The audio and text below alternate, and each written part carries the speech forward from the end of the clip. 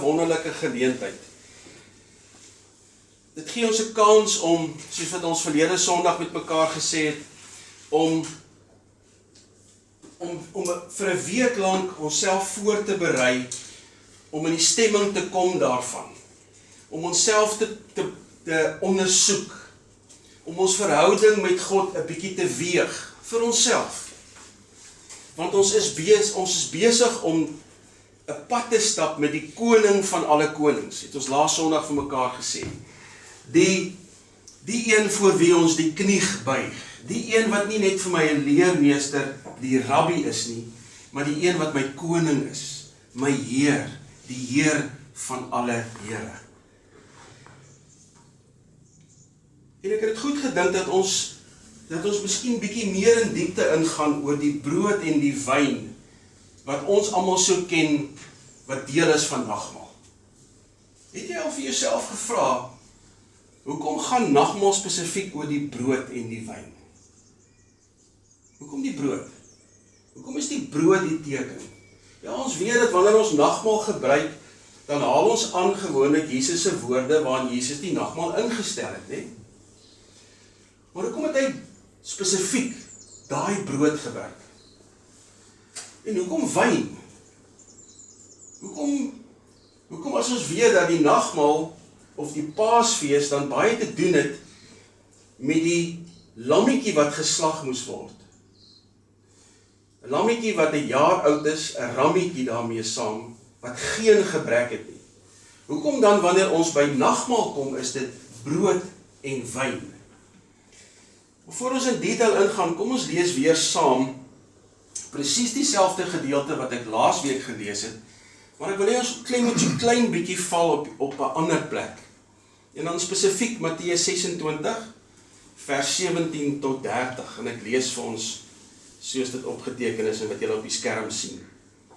En op die eerste dag van die ongesuurde brode kom die disippels na Jesus en sê vir hom: "Waar wil U hê moet ons vir U klaarmaak om die Pasga te eet?" Nou wil ek net gou hierso sê dat in die skrif, wanneer daar gepraat word van die Paasfees, soos ons dit ken, daai naweek, ons as Christene ken dit gewoonlik as die naweek wat begin op die Vrydag, nee. Goeie Vrydag, eindig op Opstanding Sondag. Ons ken dit as Paasfees, daai 3 dae. Maar toe Paasfees ingestel is dit 'n woord of 'n uitdrukking wat baie keer saam met die Paasfees gaan, is die fees van die ongesuurde brode. Dis een van die feeste wat God ingestel het. En God het daarmee saam 'n opdrag gegee dat elke jaar moet die fees van die ongesuurde brode gevier word. En die fees van die ongesuurde brode het sy oorsprong in die jaar plus minus 1460 voor Christus. Daar in Egipte. Dis die laaste maaltyd, een van die laaste opdragte wat God gegee het vir die volk Israel voordat hulle uitgetrek het.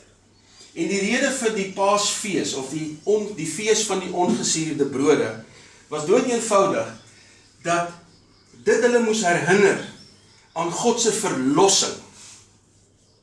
Paasfees, die fees van die ongesuurde brode, is die jaarlikse instelling wat die Israeliet, die Jood, herinner het aan God se verlossing.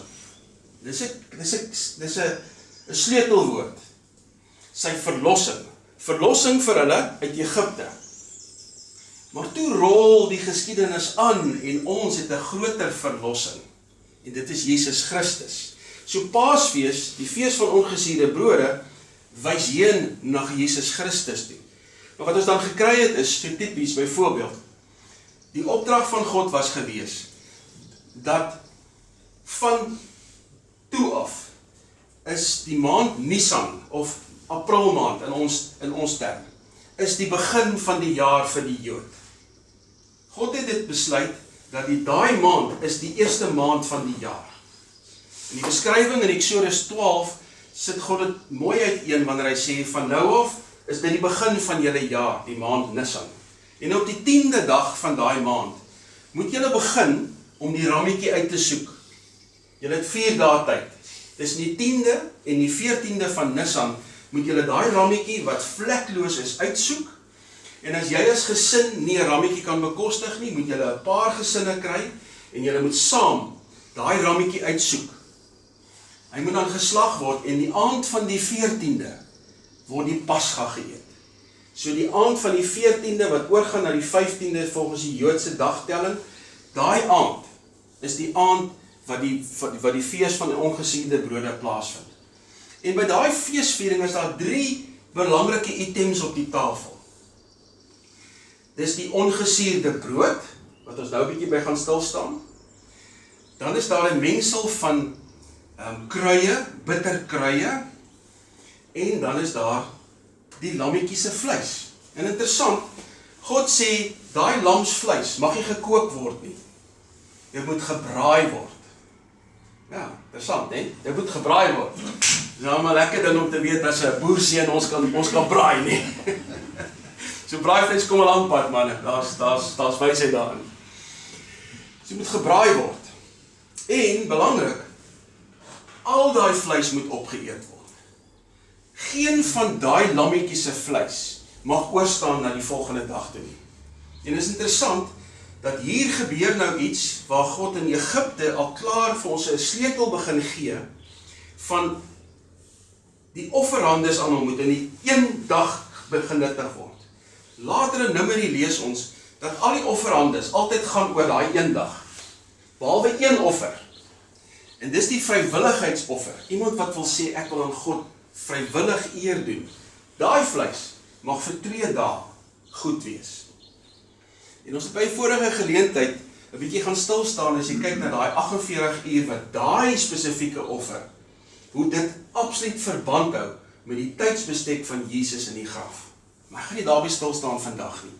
Wat ek wil hê julle moet op fokus, 3 goed op die tafel, ongesuurde brode, bitterkruie en die vleis. Geen wyn nie, né? Interessant. Alright, maar kom ons gaan aan. Vers 18. En hy, dus Jesus antwoord, gaan na die stad na 'n sekere iemand en sê vir hom, die meester laat weet. My tyd is naby. By jou sal ek die Pasga hou met my disippels. Daarop het die disippels gedoen soos Jesus hulle beveel het en hulle die Pasga berei. En toe dit aand geword het, was hy met die 12 aan tafel. En terwyl hulle eet, sê hy, voorwaar ek sê vir julle, een van julle sal my verraai. Toe word hulle baie bedroef en begin elkeen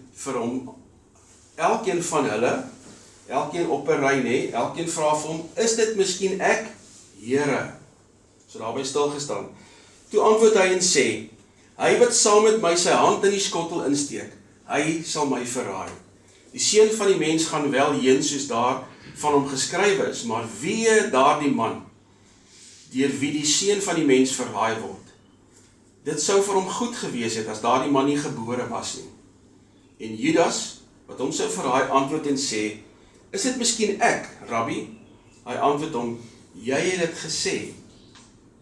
En terwyl hulle eet, neem Jesus die brood, en nadat hy gedank het, breek hy dit en gee dit aan sy disippels en sê, neem, eet, dit is my liggaam. Toe neem hy die beker en nadat hy gedank het, gee hy dit aan hulle en sê, drink almal daaruit, want dit is my bloed, die bloed van die Nuwe Testament, wat vir baie uitgestort word tot vergifnis van sondes. Vers 29 van Matteus 26, maar ek sê vir julle, ek sal van nou af nooit meer van hierdie vrug van die wynstok drink nie, tot op daardie dag, wanneer ek dit met julle nuut sal drink in die koninkryk van my Vader. En nadat hulle die lofsang gesing het, het hulle uitgegaan na die Olyfberg. Ek wil hê ons moet fokus asseblief op vers 17, vers 26 en 28. 26 tot 28. Ek lees daai spesifieke 3 gedeeltes. En op die eerste dag van die ongesuurde brode, kom die disippels na Jesus en sê vir hom, waar wil u hê moet ons vir u klaarmaak om die Pasga te eet? En interessant dan, ongesuurde brode. Jy ooit gewonder, hoekom moet dit ongesuurde brood wees? En terwyl hulle eet, neem Jesus die brood, Nadat hy het gedank het, breek hy dit en gee dit vir sy disippels en sê, neem, eet, dit is my liggaam. Toe neem hy die beker en nadat hy gedank het, gee hy dit vir hulle en sê, drink almal hieruit, want dit is my bloed, die bloed van die Nuwe Testament, wat vir baie uitgestort word. Hoekom? Tot vergifnis van sondes.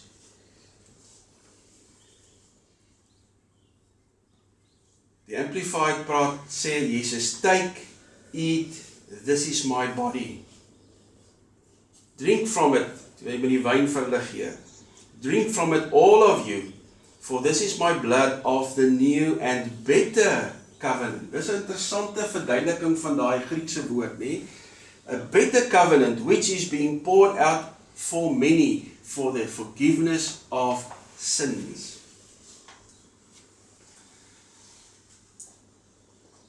Wat ons moet onthou is dat hier 'n spesifieke konteks wat hierdie Paasfees in plaasvind.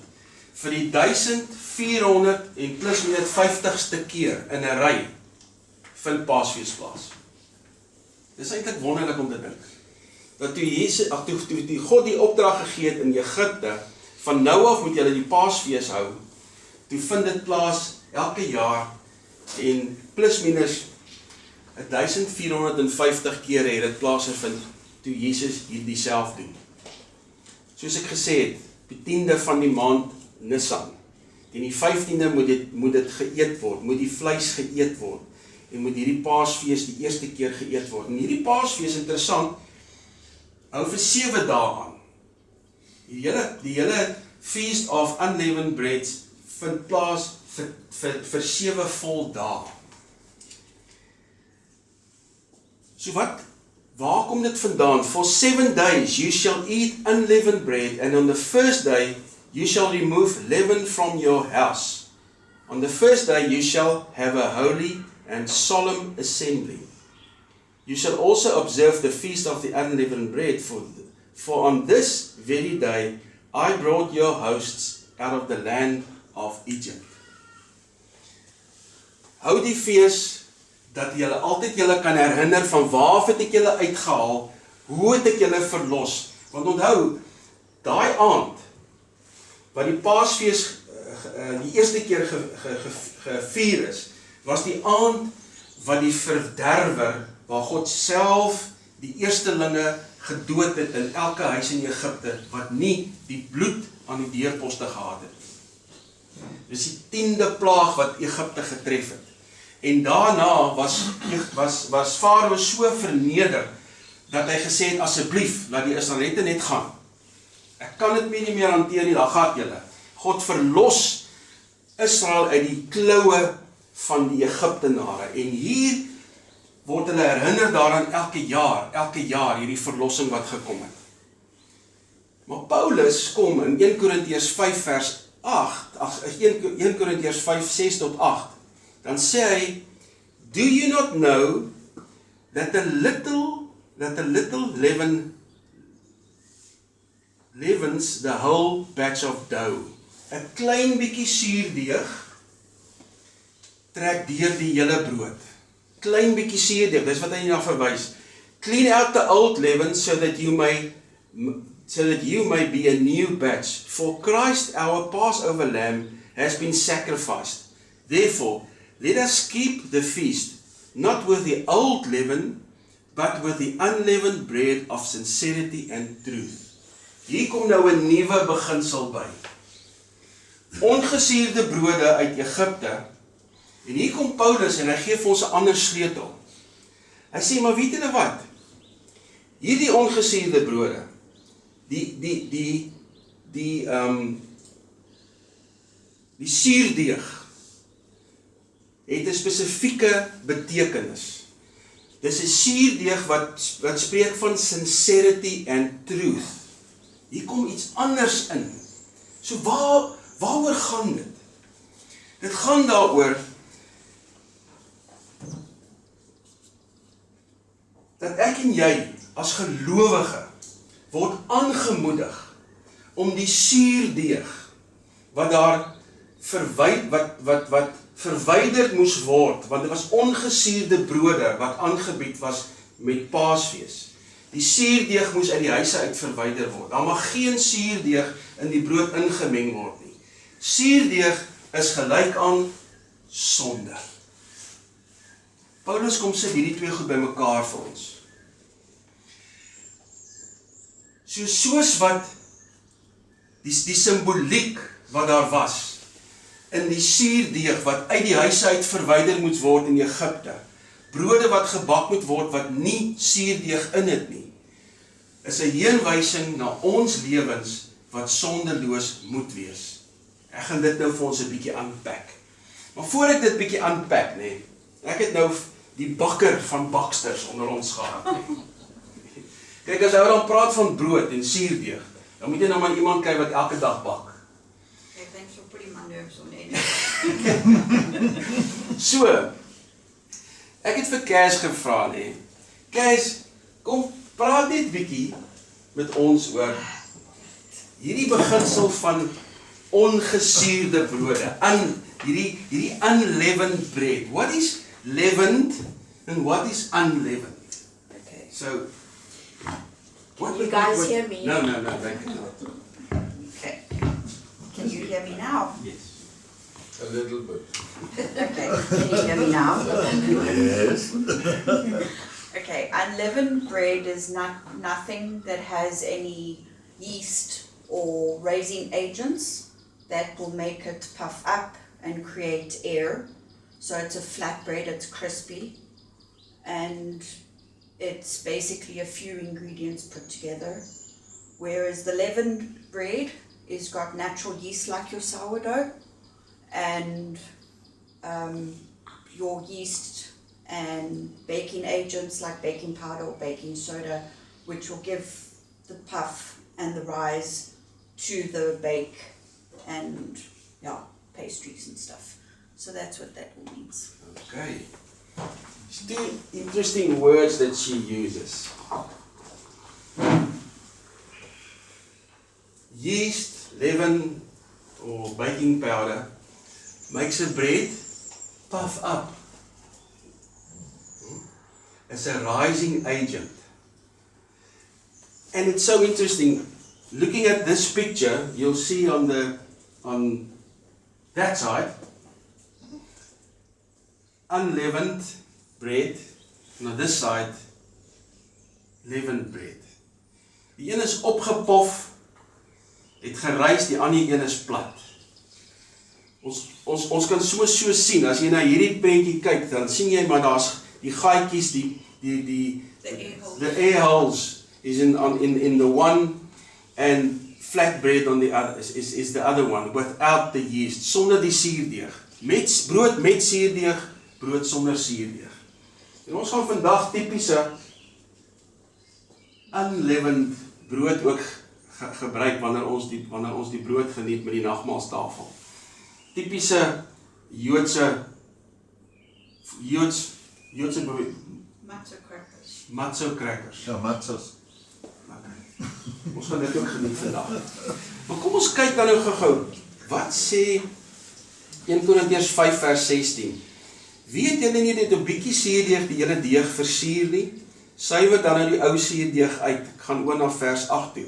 Laat ons dan fees vier met die ou suurdeeg of met die suurdeeg van ondeug en boosheid nie, maar met die ongesuurde brode van reinheid en waarheid. Reinheid en waarheid.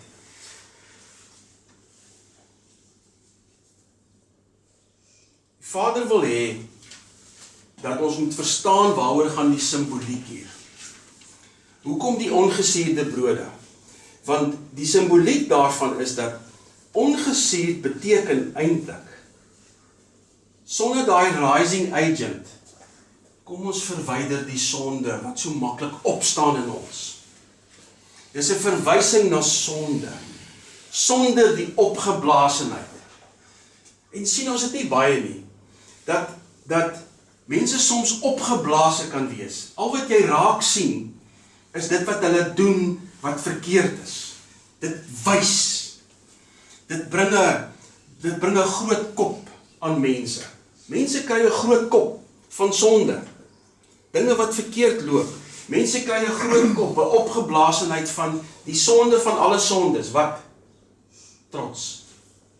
Was dit nie pride, trots, wat gemaak het dat Lucifer self geval het nie? En dit is my so interessant dat wanneer 'n mens vasval in trots, hoeveel ander goed dan ook kom bysit daarby. En as daar een ding is waarvoor ons onsself seker so versigtig moet wees in die kerk van die Here Jesus Christus, is dat ons nie te trots en te moet word en te veel van onsself moet dink nie. Sak laag voor die Here. Hy is die koning. Ek buig my knie voor hom.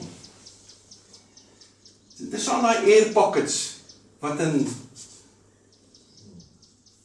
niks beteken nie, né? Wat is nou 'n air pocket? Niks. Sal ons nie maar op ontslae raak van die sonde in ons midde wat eintlik niks is nie. Maar plat staan, buig, laag buig voor die Here. Hierdie opgeblaasenheid wat 'n mens sien by die suurdeeg in die brood, het my baie laat dink aan wat neem ek baie keer vir myself in? Wat eet ek? Maar wat eet ek geestelik?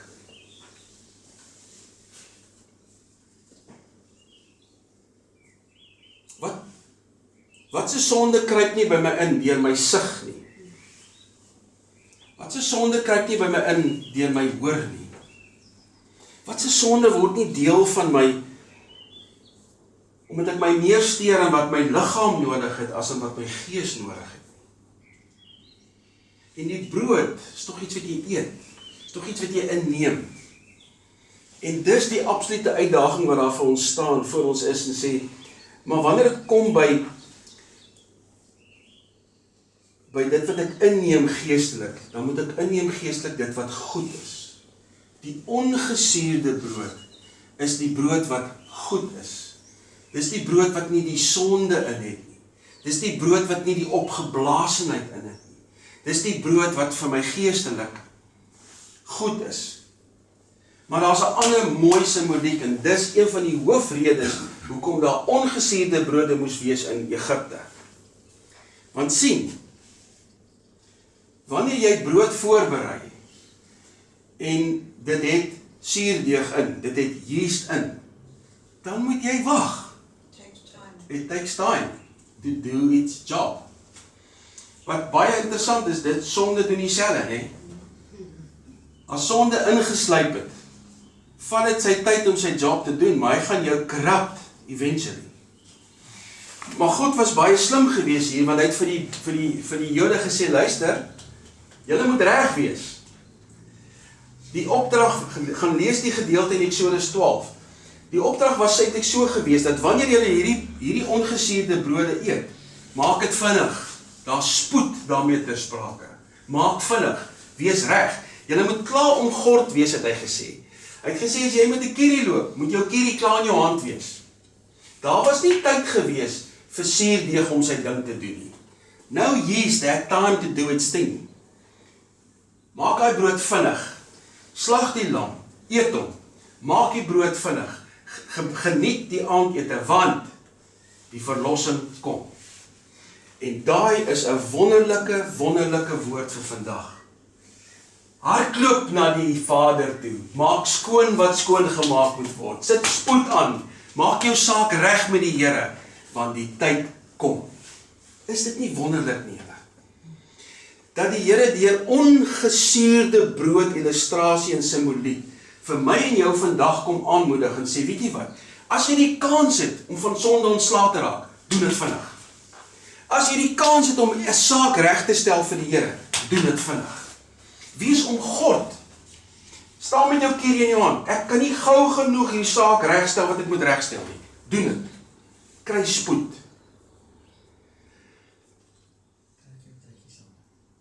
Trek jou tekkies aan. Trek jou tekkies aan. Ja. Hoekom die wyn? Ons weet nou wat is die simboliek van die ongesuurde brode, maar hoekom die wyn? Wyn was nie ter sprake gewees in Egipte nie. Maar hier kom Jesus. En is interessant sy woordkeuse wanneer hy die wyn aan ons bekendstel. Hy sê, die wyn is die nuwe verbond. Nuut. Die wyn is sy bloed, is 'n nuwe ooreenkoms. Dis 'n ooreenkoms vir baie. Want die Pasga en alles wat gevolg het deur die bloedlyn van die Jode was vir die Jode se redding. Hier kom Jesus en sê, ek vou die wêreld hierby in. My bloed gee ek vir die wêreld. Daarom die opdrag, gaan dan heen, maak disippels van al die nasies. Tot en met Jesus se bloed was dit die pad, sy sterfte, was dit die pad wat God gestap het, om Israel te bring tot redding, om die reddende krag van God te illustreer deur die volk Israel, en met Jesus swaai die deure oop vir almal, sodat baie kan kom, tot vergifnis van sonde. Dit is waar, dat wanneer ons voorberei vir die nagmaal, dan staan ons onder die oordeel van God. Ons neem dit ernstig, dat God sê, daar's dinge wat hoort, en daar's dinge wat nie hoort in my lewe nie. Maar boy, dis nie waar God stop nie. Hy stop nie daarby om net vir jou te sê, wat hoort nie in jou lewe nie. Hy sê ook, met die erkenning daarvan, vergewe ek jou dit. Ek vergewe jou sondes.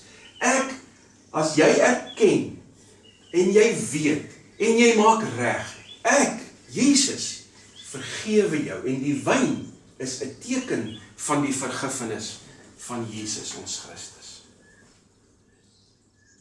En daar sluip 'n baie mooi ding in. Want wyn is deur die geskiedenis heen nog gesien as iets wat met blydskap geniet word en by feesvieringe. Gaan lees gerus Psalm 104. Psalm 104, hulle vermoed die Psalm is geskryf deur Dawid, daar's van die kommentare van die ouens wat sê nee, is eintlik Salomo wat hom geskryf het. Maar of dit nou Dawid of Salomo is, dit maak nie saak nie. Psalm 104 is 'n lofprysing aan God oor God se skepping. 'n Lofprysing oor elke faset van die aarde, kan jy nou maar sê, kom in Psalm 4 voor.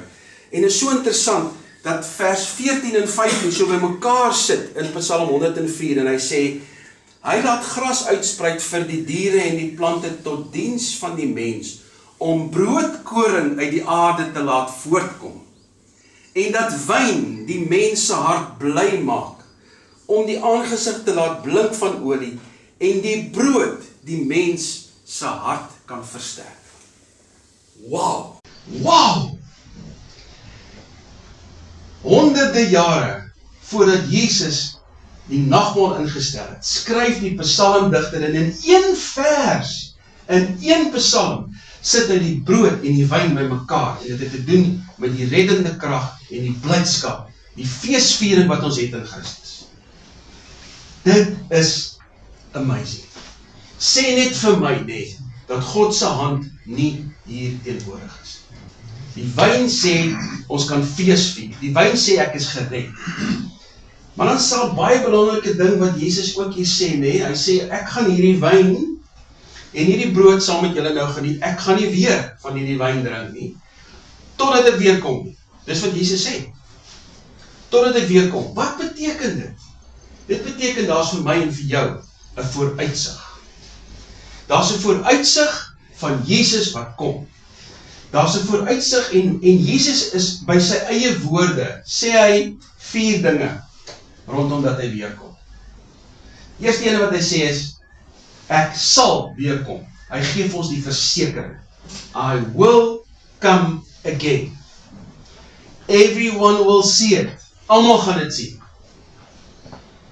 Die tydsberekening, daar is 'n enetjie. Ons weet nie wanneer nie. Maar hy kom om te oordeel. Hy gaan ons weeg, gaan ons lewens weeg.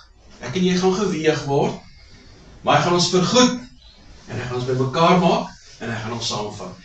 Johannes 14 vers 2 tot 3, in die huis van my Vader, dis Jesus wat hier praat, is daar baie wonings.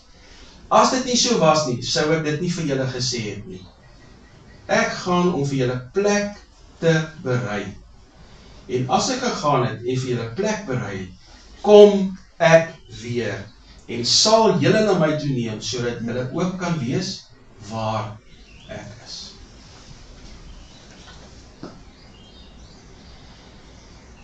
Elke ding wat gesê is aangaande Jesus Christus, het plaasgevind. Ek wil jou vra, verstaan jy nou?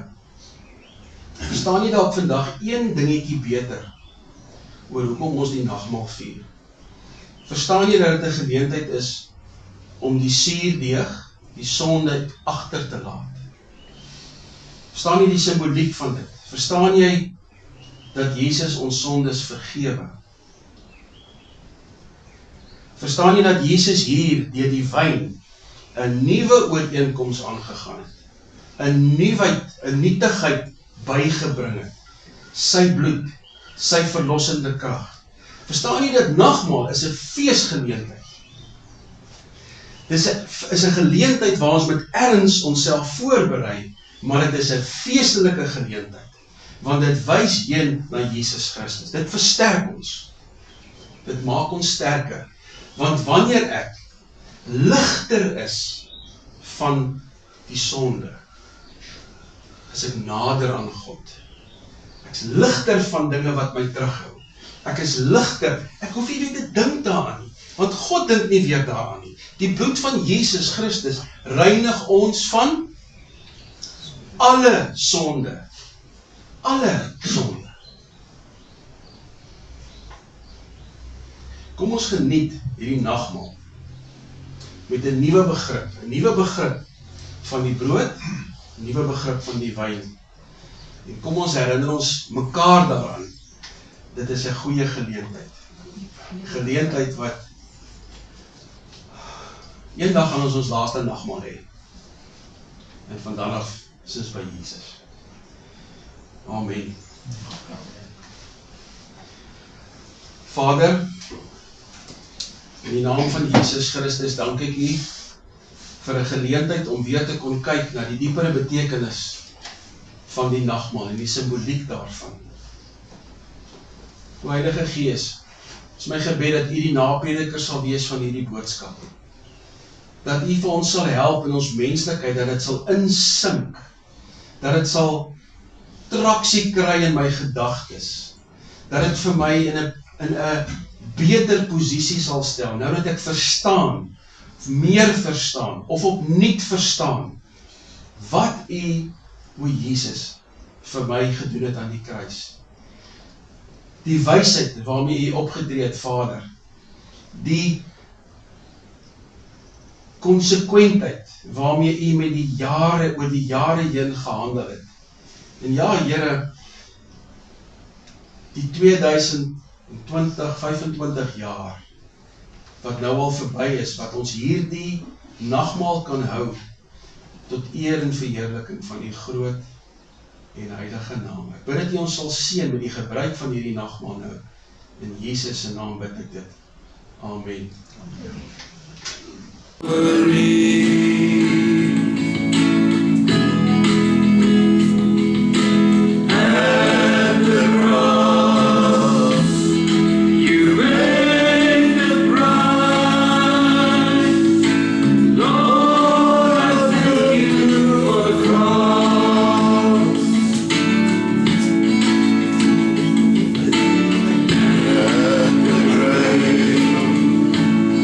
You set me free.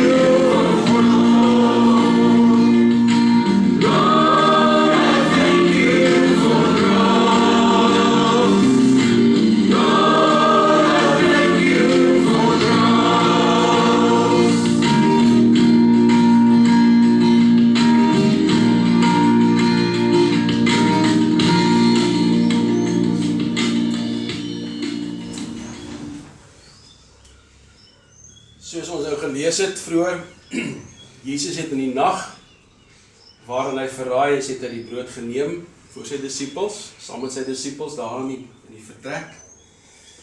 En hy het dit gebreek, en hy het vir hulle gesê, neem, eet, dit is my liggaam. Kom ons geniet dit. Kom ons dink aan die verlossende krag van Jesus, ons vergifnis van sondes.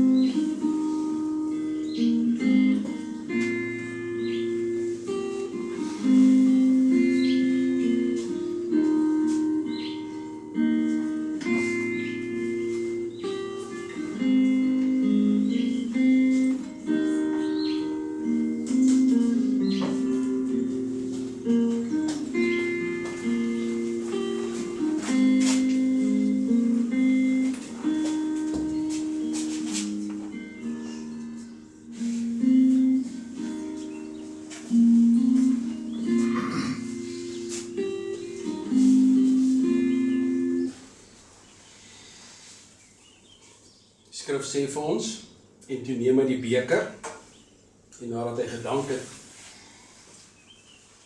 gee hy dit aan hulle en sê, drink almal hiervan, dit is my bloed. My bloed is 'n nuwe verbond, uitgestort vir baie, tot ons vergifnis van sondes.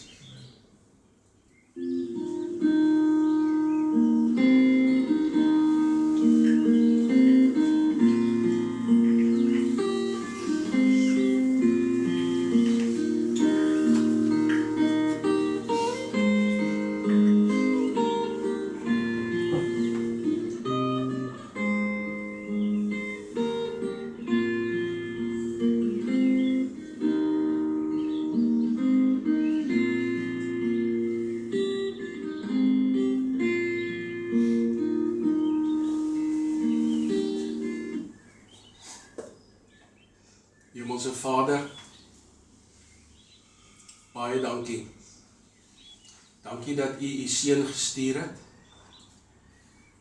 Dankie dat U van dag 1 af 'n plan in werking gehad het. Ja, Vader, toe U vir Adam en Eva geklee het U 'n dier gaan slag. Bloed moes vloei, sodat U hulle kon aantrek met velle. Dankie dat U enige gebore seun gegee het. Dankie dat sy bloed kon vloei vir ons. Want Vader, ons verdien dit nie. Net deur sy bloed, verstaan ons nou, kon daar vir ons vergifnis kom.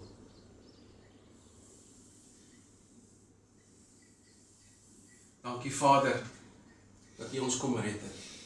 Dankie dat U vir ons in staat stel, om ons sondes voor U te bring, om ons te ontledig daarvan, Here, en dat ons U kan vra om ons sondes vir ons te vergewe. Dit wat skeiding bring tussen my en U, of dit 'n woord, of dit 'n daad, of dit 'n gesindheid, wat ook al, Vader, U kan ons verlos daarvan, en dis U begeerte om ons te vergewe daarvan. Dankie, Jesus, dat U vir ons dit moontlik maak. Dankie my Vader, dat ons bly kan wees. Bly kan wees oor die vergifnis wat daar is in Jesus Christus. Bly kan wees daarin dat U baie wil bring tot redding. En dat ons vandag bly kan wees daaroor. U kom ons weer haal. Ons gaan U weer sien. Ons gaan U weer beleef. Ons gaan daar wees waar U sê U vir ons plek voorberei in die Vader se huis. Ek loof en ek prys U naam daarvoor. Here, sal U ons bly bemoedig deur die Gees asseblief, dat ons oog gefestig kan hou op Jesus wat weer kom. Ek loof en prys U naam in die naam van Jesus Christus. Amen. Voordat ons 'n bietjie lekker sop gaan saam eet en tyd verwyl met mekaar, kom ons sing ons laaste lied, sluit dan ons diens so af. Wanneer die musiek speel, dankie.